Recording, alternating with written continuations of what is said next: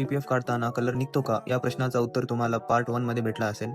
यामध्ये आपण mat पीपीएफचे installation करणार आहोत. तर जो कोणी तो व्हिडिओ पाहिला नसेल तर त्यांनी तो व्हिडिओ पहिले बघा.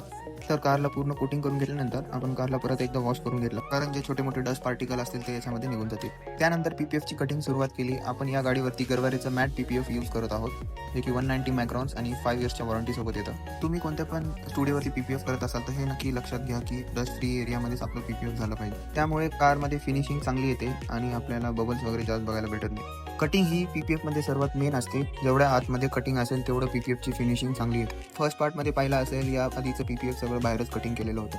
जर तुम्हाला आमच्याकडून पीपीएफ करायचं असेल तर आमचा ॲड्रेस आहे N4 सिडको, छत्रपती संभाजीनगर. तर ग्लॉसी कारला मॅट पीपीएफ केल्यानंतर कसा रिझल्ट येतो हे तुम्ही फायनल व्हिडिओमध्ये पहा.